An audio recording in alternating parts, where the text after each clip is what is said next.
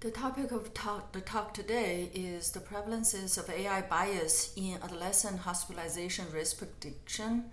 This work is a collaboration between the George Washington University, Washington, D.C. VA Medical Center, Unity Healthcare, Whitman Walker Health, and University of Maryland, Eastern Shore. AI models are increasingly used in healthcare and biomedical research. We've seen a number of AI models. Some of them are very successful. For example, in terms of risk prediction, we've seen models that can predict cancer risk, heart disease risk, mortality, and hospitalization risks. In terms of classification models, we've seen very successful natural language processing models and image recognition models. For example, we have NLP models that can classify text notes, can classify symptoms, and then we have seen imaging recognition tools that can detect cancers, can detect abnormalities of other sorts. As AI models become more powerful, there is increasing concern about the bias in AI models. Such biases exist in many domains. There is no clear definition of what constitutes a bias, but generally it refers to a situation where we can observe a difference between the model performance or output in a subpopulation versus in the reference population or in the majority group. However, just having difference does not mean there is bias. When we call it bias, usually we mean that the difference can lead to some sort of harm or damage. In healthcare, there are some examples of AI bias. For example, when a model is trained on male patients, it can perform worse on female patients. This has been observed. Also, there has been reports that AI models trained in some studies perform less well in patients with darker skin tones. What are the sources of biases? The most common source is actually the training data. Training data can have all kinds of biases. For example, we may have a training data set obtained from EHR, electronic medical record. A subpopulation in this data set may be biased against, for example, people who doesn't speak English may be less often referred for psychiatric consultation. In such cases, they may receive less diagnosis of psychiatric conditions. And now if we use this data to train a model, the model may misinterpret this as patient who doesn't speak English have less psychiatric conditions. And certainly this is incorrect. Another common source of the bias comes from the sampling imbalance. For example, clinical trial often recruits patients who are healthier, younger, and so on. And in such data sets, older, sicker patients are less well represented. And if we use such data to train a model, the model will not be able to perform as well in older, sicker patients. There's also the labeling bias. We may have a large set of raw data, and the human annotator may have some biases. For example, human annotators can be biased by stereotypes. One such incidence is in terms of opioid abuse.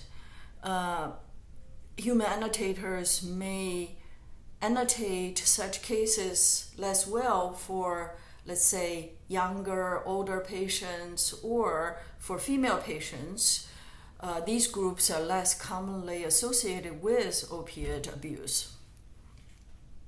Finally, algorithm may be biased.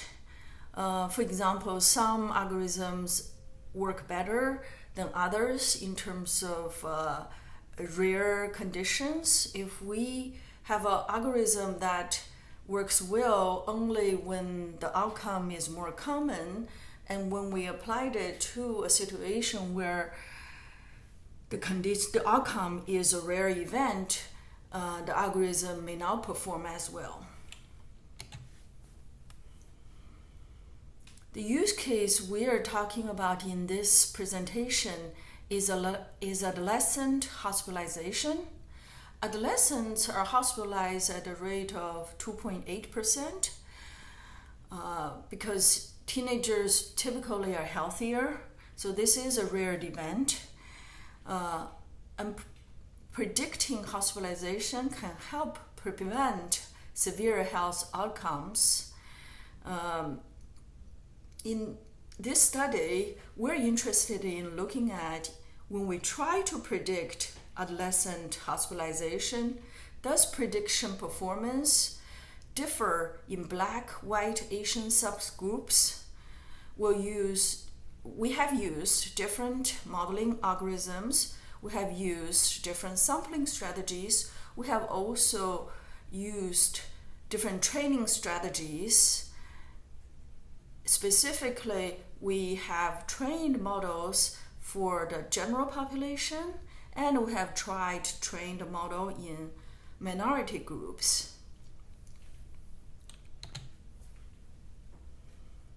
The study sample is fairly large, so we use a national EHR dataset. We sampled patients who are 11 to 18 years old with encounters in both 2018 and 2019. This yielded a sample of over 800,000 patients. The majority of the cohort is white, followed by Black and Asian. Asian is the smallest group, just over 2%. We also have a relatively large other group. This group actually is hard to study because it's a mixture of people who we do not know what their racial identities are. The outcome is rare. We have 97% of the incidences do not have any hospitalization. Here you can see the baseline characteristics. The average age is 14 to 15 years old. Female is the majority of the population, and we have, as mentioned, we have more white, followed by African Americans and Asian. Other races is relatively large. We have non-Hispanics, that is in the 70% range, but it also means that we have a reasonably sized Hispanic subpopulation.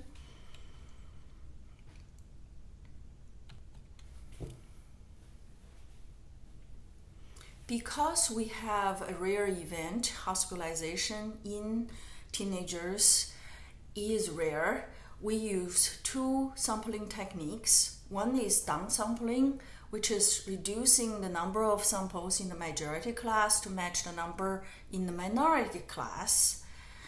We also used a technique called SMART, synthetic minority oversampling technique. In this technique, we generated synthetic examples of the minority class rather than simply duplicating existing ones. We used the three different algorithms. One is logistic regression. This is a linear technique.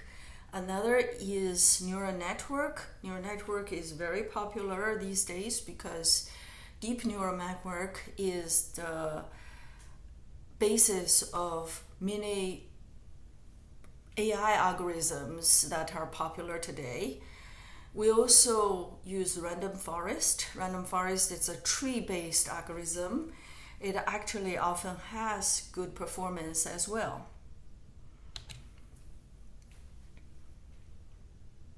In terms of training and testing,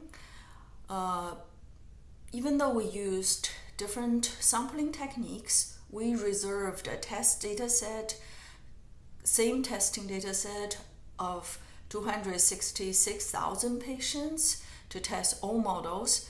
This will give us consistency in terms of the results. The largest regression neural network and random forest models were trained using tenfold cross-validation with a 90 and 10% split. Performance was evaluated by calculating the mean AUC among all models with a 95% the long confidence intervals for the entire datasets, as well as for racial minorities. Please note, when we say for the entire datasets, we don't mean that we're validating on the training data. We meant validating on the entire testing dataset. We also did parameter selection for neural network and random forest. That was done on the training dataset with a 5-fold cross-validation.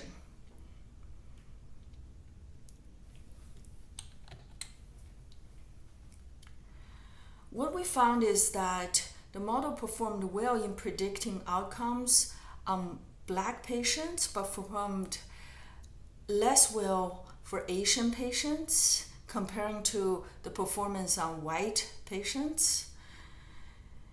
This is interesting because Black is not the majority population here, but Asian is the smallest population. None of the disparities were statistically significant when we compare the 95% confidence interval.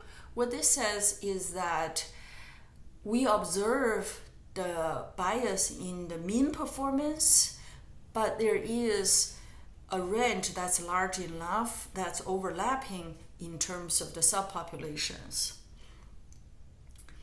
And when we fitted the models for the minority populations, we found that the Asian population still had a lower AUC. In fact, it's lower than when we trained on the overall population. Now, let's take a look at the graphs.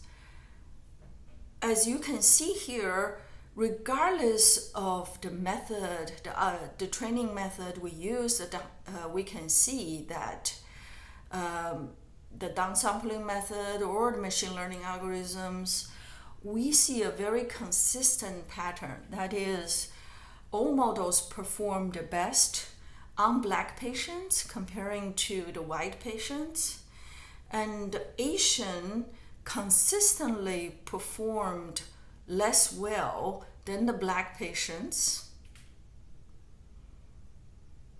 And Asians also sometimes performed less well than the white patients as well.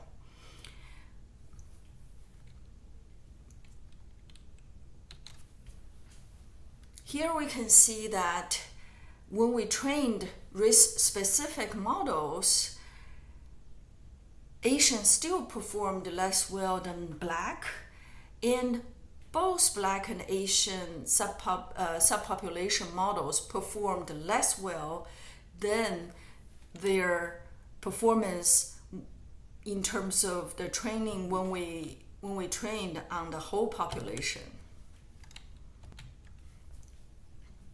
So what did we learn? We learned that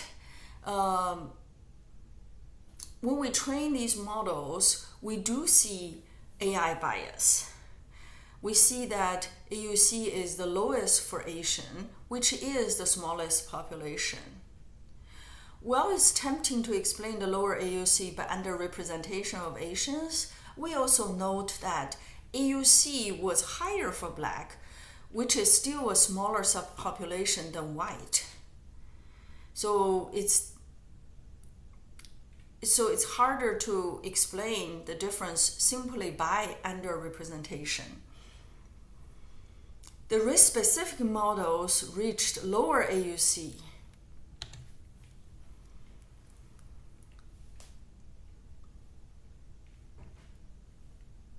So why do we have the findings we have? We looked closer. We found that Black tend to have higher number of comorbidities and higher event rates than white and Asian.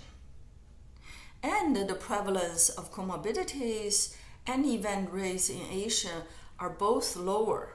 So a potential explanation of the difference in model performance may be that it is more difficult to predict rare events with sparse data. Unfortunately, this type of bias is more difficult to correct because we do have a large training sample and we have a relatively diverse population already. In conclusion, in this experiment, we observed that the majority of models had biases in terms of AUC, though there were no statistically significant disparities. Because the minority groups are smaller by definition, training a race-specific model can lead to even worse AUCs than those yielded by a biased model trained on the overall population. Finally, we want to acknowledge the training support by the NIH Aim Ahead initiative.